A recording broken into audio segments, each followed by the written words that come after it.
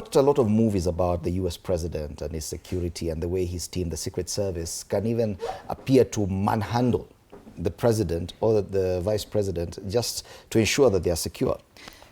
In Africa, or in dealing with an African head of state, that is very different. You could see even in this particular incident, the president still trying to reach out for this individual and saying, okay, don't do that to him. Things are very different here. And 15 months to the next election, President Ruto does not look like he's going to change his style. What could happen? What are the risks that we are looking at as we head towards the election?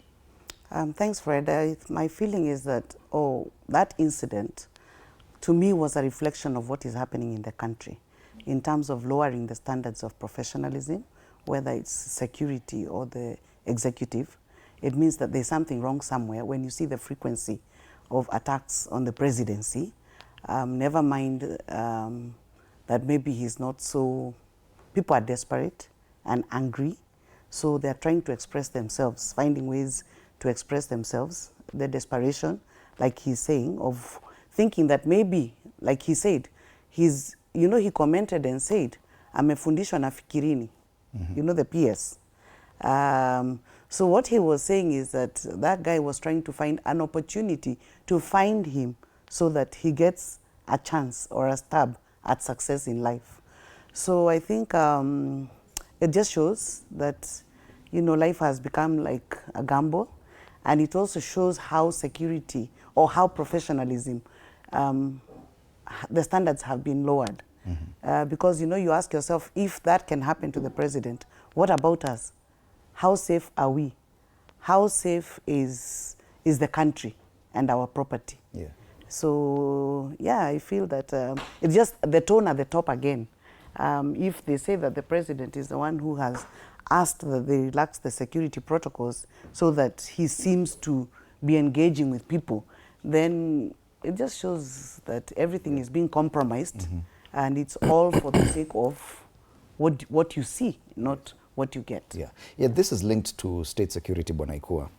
The fact that the safety of the president is the safety of the nation.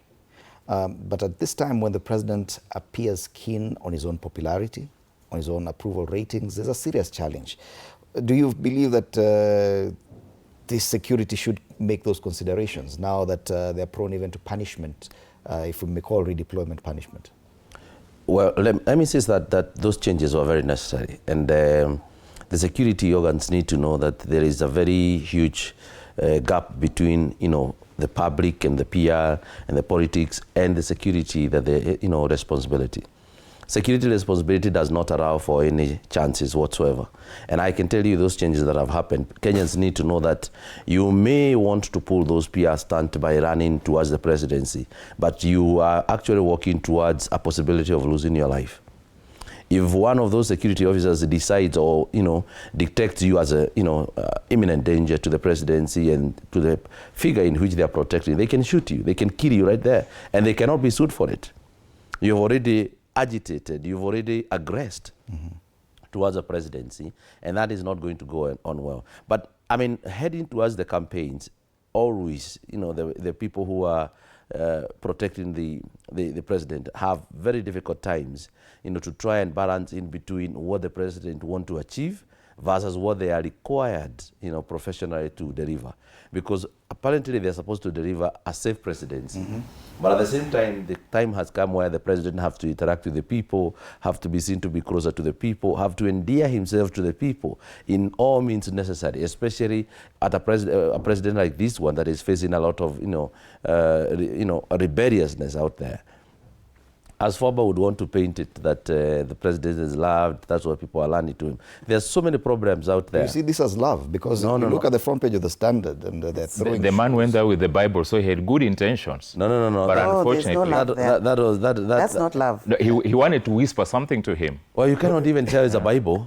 There could be a bomb disguised as a Bible, anyway. It could be anything. The security, we don't look at it that. We have a lot of ways that can be used to harm you, including chemical and everything. So you cannot purport that he went there with the Bible. We've seen the trend now that even access to State House has really changed. that 5,000 people can actually get to stay. That's already a security risk for the president, where he feels safe and probably the security is not as close.